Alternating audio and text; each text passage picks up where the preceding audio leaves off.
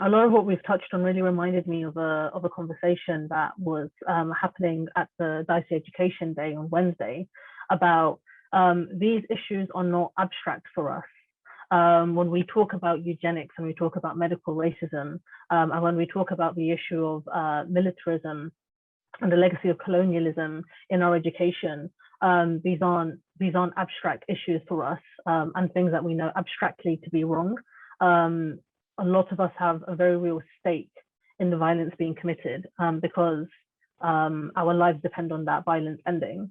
So yeah, it was really good to hear from you, Ayo, and thank you so much for that. We have some questions. I've got kind of one question that I want to start the conversation off with, and then we'll go into the questions that we've received from you guys as our attendees. And I wanted to think about the marketization of education. In 2011, when the Tory Lib Dem coalition came in, we saw tuition fees spike to £9,000 a year. And since then have continued to see incremental increases in the price of higher education. And over the last 10 years, we've seen the landscape of, not really 10 years, but more 20 years, seeing the landscape of higher education change from being something that's public to being a more kind of private and corporation activity. And I was wondering if any of you had any insight as to how that change in the market really for higher education impacts the relationship between the arms trade and militarism and our education.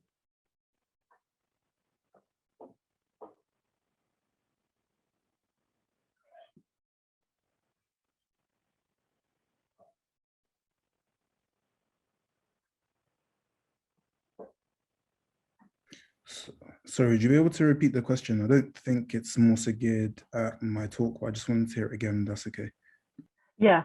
So the question, and this is for all the panelists, by the way, is so we've seen the increase of marketization of higher education through the kind of continual increase of like tuition fees, and a whole bunch of other changes to higher education. And just, do you think that there's a link between that and how our education is taught to us, and the links between the arms trade and militarism more generally and higher education?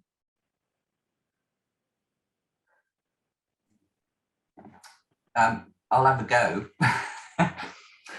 I think one of the elements is there's a general move towards greater commercialization of universities, and this has been happening for a few decades, and it's got particularly bad since 2010, since the Conservatives came back into power.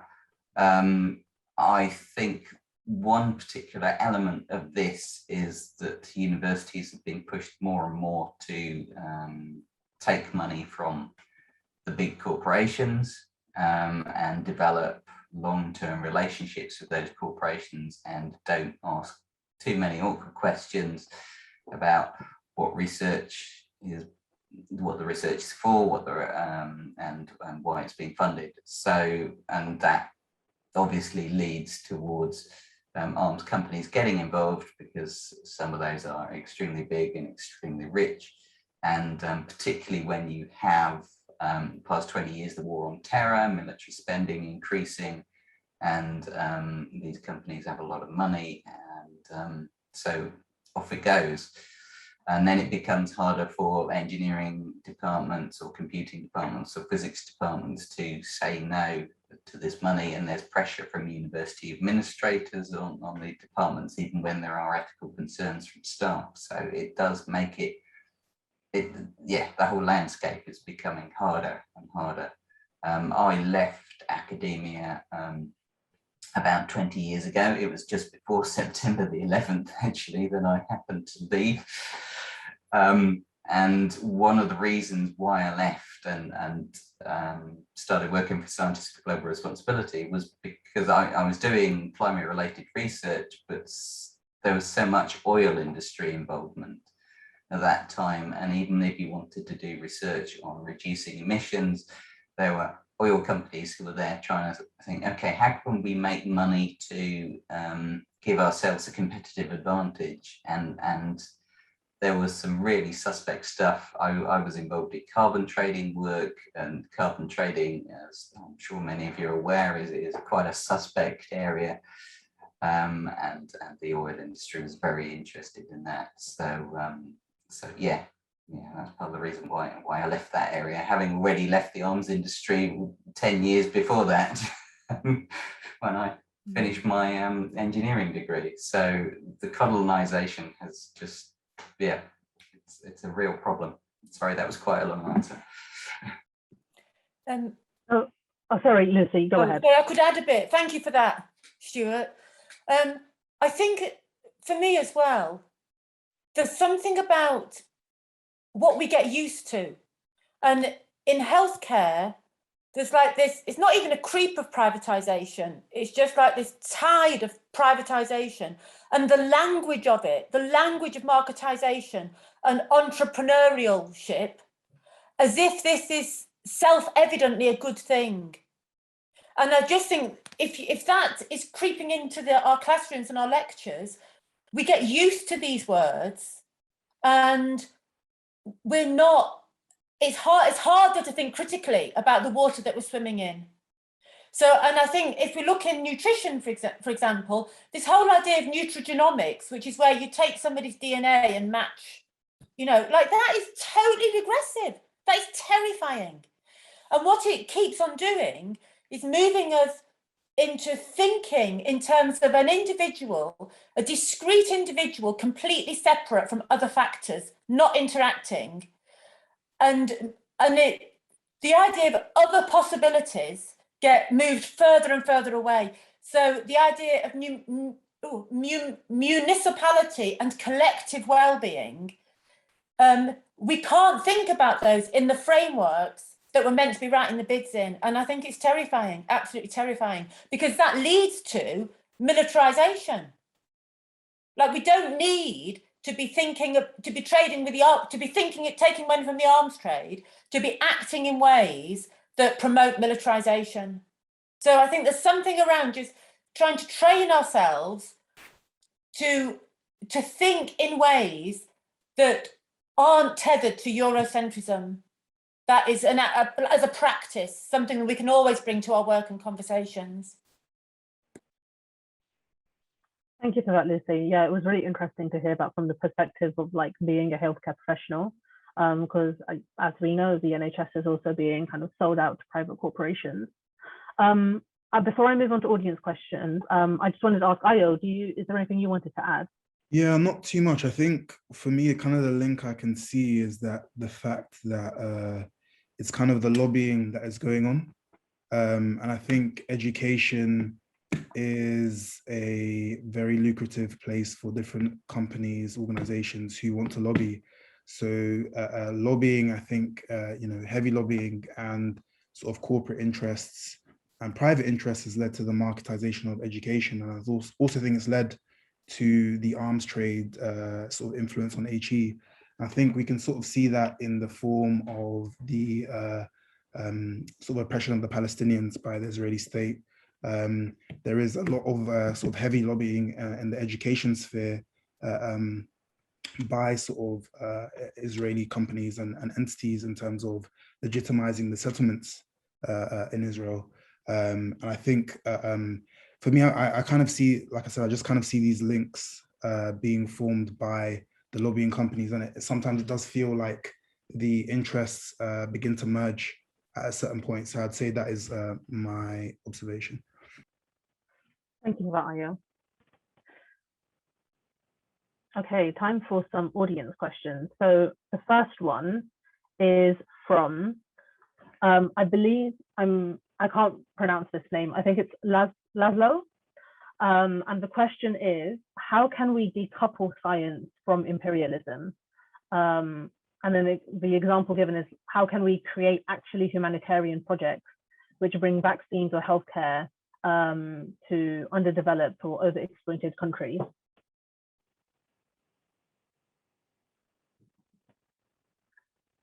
There's a question on the chat. I'm just trying to scroll up just to see. Yes. So all of these questions are in the chat, but you might need to do some scrolling to find them. Yeah, I think that was asked during Lucy's talk. So Lucy, I don't know if you've got any. Yeah, I think, thanks for that question, because I think it's totally crucial. And I think one of the ways that we can start to do it is by talking about white science or Western science, when that's what we mean. Because I think at the moment that science is used as synonymous with white science. And that, of course, itself is an imperial strategy. So that if we think of science as a way of, like, for me, a scientific attitude is a way of looking at what's available or whatever other senses that we're using and collecting, making sense of data in a way that's useful in that time and place. And that's evidence-based practice stops us from doing that properly, because evidence-based practice is all about Eurocentrism. So I think it is possible to decouple a scientific attitude from imperialism by recognizing at the moment that what I was trained to call science is actually white science. And that the more that we have that conversation, there's more room then for bringing in other ways of, well, ways of thinking that have been othered. Yeah, so I don't know if that, I think that's like getting down to the root of it. Some of you will be familiar with the idea of ontology, and I think it has to be, at one level, it has to be an ontological response. Otherwise, we just end up in the binary where white science is good and everything else doesn't even qualify as science. I'll stop there. Thank you. I don't know if Ayo, if you've got anything to add to this. I feel like this question might also be relevant to you. It ties into some questions that have been asked later on, so I won't go too deeply into it, but I think I agree with what has been said before by Lucy. But I think kind of what I think is that we need to take science away, try and take it away from the heavy sort of corporate and private interests that are vested within it, because I think that is also very strongly part of what is keeping it, the knowledge production of science, the kind of presentation of that, keeping it as it is. I think there is sort of a lot of papers, and I think Myriam actually touched on it before, speaking about the IMF, the World Bank, who have heavy sort of vested interests in science as a field and all the kind of subsidiaries of that. I think, and also you've got big pharma and other sort of markets and fields. And I think, you know, there's papers speaking about how these organizations, companies, sort of globalist companies are sort of this, it's neo-colonialism now. This is what colonialism looks like. It's part of this globalist agenda. So I feel like if we can try and decouple science where possible, you know, I'm saying this, but do I know exactly what that looks like? Not necessarily, but I think that is one of the places to start. If we can start doing that, I think then we can really start to take control of what, you know, the narratives that we see in science. I think it will lead to a more diverse kind of presentation of what science is. Thank you so much for that, Ayo, and Lucy as well for answering that question. So we have a question from Natasha. It's a bit of a long one, but I think staff are copying and pasting all the questions back into the chat if you'd like to read it. So the question is, how do we deal with rebuttals from universities when campaigning for them to stop receiving funding from these companies when they argue that they are reliant upon this funding? In my mind, it seems pretty clear that a lot of the research that they are reliant upon arms companies to fund shouldn't be done at all. But that might not be the case where, for example, BAE is funding research into zero carbon technology. With a government that has its own priorities and isn't funding the right research, where can universities go to get funding without government directed change?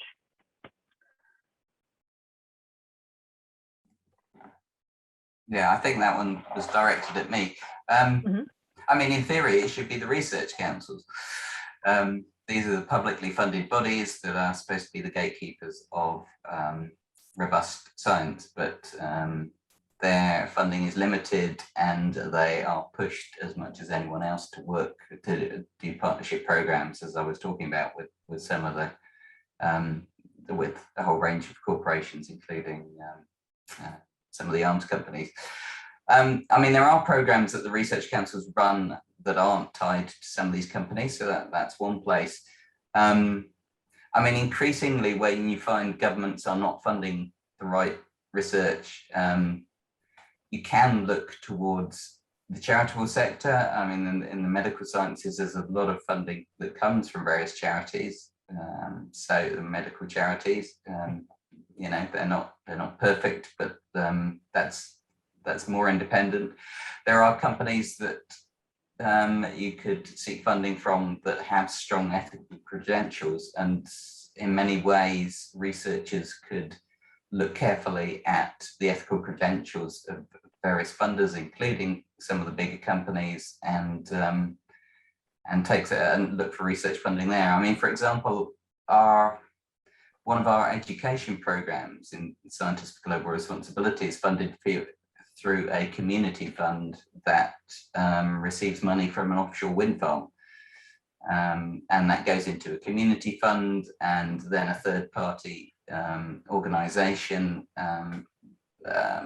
looks for organizations doing community work, and we applied for funding from them, and that's where the money came from for that particular education program that we did. So there are ways out there, and researchers, I think, should try a little bit harder to diversify their funding, and I think there are more of these funds out there. But if you can find companies that have a good ethical background, and then the money comes through a third party charitable fund, so that it's at arm's length from that company, then you can start to do some very useful work. So yeah, and I guess the other thing I'd just say, just about the point that if BAE Systems is funding zero carbon research, no, BAE Systems is funding research into low carbon military technologies, low carbon weapons. That's not a good thing. That's just, I think the militaries are talking about militaries, and you'll see the MOD has started talking about this, about greener ways to fight war. And the irony of that is, well, I'll leave you to think about that one. Thank you for that, Stuart. We have another question for you, Stuart, also from Natasha. And it's a lead on from the first question, which is, in instances where universities are receiving research council funding to partner with these companies on research, how would you recommend effectively campaigning against these sorts of indirect relationships with arms companies? I think the first thing is to publicize this stuff, is to make sure that people around the university know what's going on, because a lot of this is just not known. The partnerships aren't publicized or actively hidden, and so if you can publicize them, that's embarrassing. And a lot of awkward students asking awkward questions about why you're taking money from an arms company, Mr. Lecturer or Ms. Lecturer, then that's awkward, and so highlighting it is part of the problem. And then yes, I mean, once and then doing things like organizing meetings to discuss it, even just engaging in a dialogue, and either trying to organize a public meeting, a webinar if you can't do it in person, or trying to have some sort of face-to-face dialogue and ask the researchers why they're doing this. I mean, and be polite, because that's the start of the conversation. Just, you know, why are you doing? What do you know about the ethical issues? What are your, do you not have concerns about this? But be polite, and And maybe you just get them to start thinking in a way that they'd really rather not, but actually once someone pushes them, they start thinking differently, or at least have to think about the issues that maybe they'd rather not.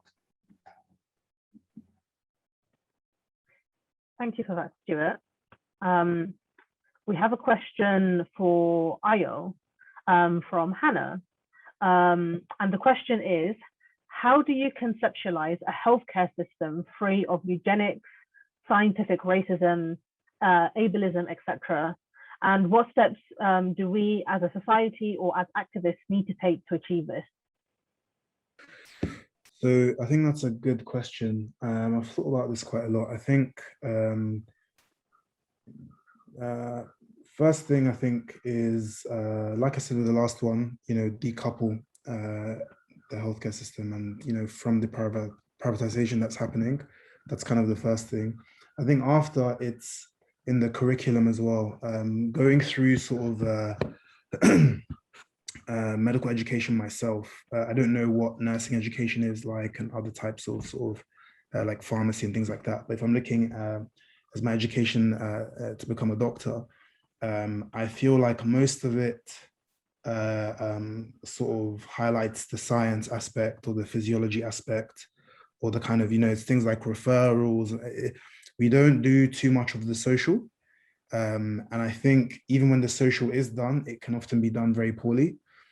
So I was recently in a class which I spoke about where they took a clip from The Wire to categorize what behavioral disorders could look like. And it was sort of, they picked, a young Black boy from an under-resourced and poor area, and used him and his sort of, the kind of disruption he was maybe making in class and the family issues he was having as being your stereotypical image of what someone with a behavioral disorder will look like. Now, I actually had to message, email in and complain about this, because why is it when we're looking negatively, we have to use someone who's Black as a case study, right? In terms of, and there's also, I think, some contention around, diagnosing some of these behavioral disorders. If I was to go back to when I was a child, perhaps they would have diagnosed me as having a behavioral disorder. And I think often this comes from a misunderstanding of the people and the patients that you're dealing with. Sometimes they need to be heard. Sometimes they need social support. Sometimes they need financial support, right? So it's having a more holistic view of why people are the way they are. And also, I think there needs to be more teaching and unpacking of our biases. As I've come into medicine, most of, I haven't really seen much work being done by curriculums around the country unpacking those biases, the inherent racism that people, it's not always unconscious, by the way. People can just be like that. That's the way, that what they've learned and what they're socialized and what they enact on other, on Black, brown, and people of color in general, right? And so I think it will require a lot of honesty.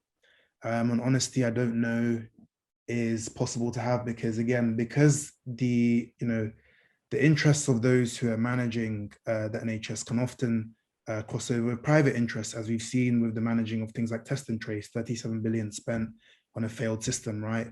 The people who are managing some of our services and systems, it's not profitable, to be honest. It's not profitable to really genuinely care about these things past a superficial diversity and inclusion lens, right? So this is why we need that decoupling and really need to care about individuals, and this needs to happen from the top down, right? Of course, there are loads of people in the NHS who are aware of their, their biases, and they are trying to make themselves better. But there's also the flip side, where there are a lot of people who aren't, and either sort of consciously or unconsciously, regardless if it's conscious or unconscious, it still causes the damage, right? That's important to say. They are causing damage to their patients to the point where some people don't even want to come into hospital anymore.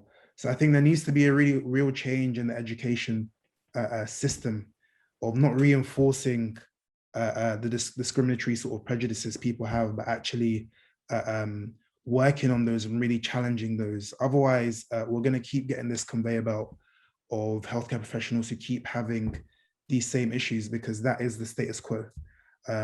So I think that is a general answer. Just last thing, I think there are initiatives that can be done.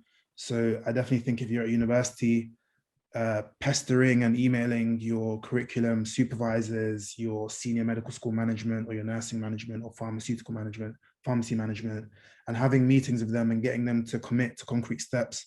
A lot of them would have also put out George Floyd statements, hold them to that, use that as a thing that, you know, you put out this statement, I can see on the university's website, you've got this. So it, you know, we need to see some action from it. So, you know, some of these things, not everybody does it performatively, but you will get some institutions, you know, students' unions and departments who do these things performatively. Well, if you're going to put that out there, we're going to hold you to account on that. So there are some initiatives like that. You can get curriculum there's like inclusive curriculum consultants in the form of students, actually, who can be paid. This is something that was done at UCL. It was done by someone, it was legislated by someone called Paulette Williams. He's done some really good work with a organization which helps Black graduates or Black students get into university, right? And she helped put this through called so their consultants essentially overlook the curriculum and say, this is where we can include more diverse perspectives. So these are just a few things that can be done. Thank you so much for that, Aya. Really, really like comprehensive answer as usual. Before we close up, I just wanted to invite Stuart or Lucy if you guys wanted to ask that question or have any closing remarks.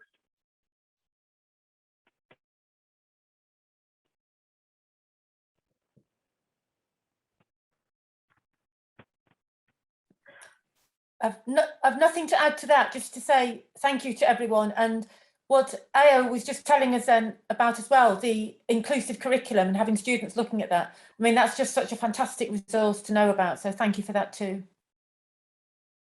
Thank you, Lucy.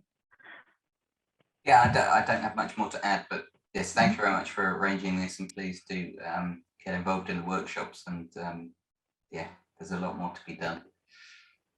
I also say thank you for organizing this. Sorry, I just want to say thank you for organizing this. I really appreciate it. And also thank you to the other panelists as well. I definitely learned some new information myself. So I appreciate that.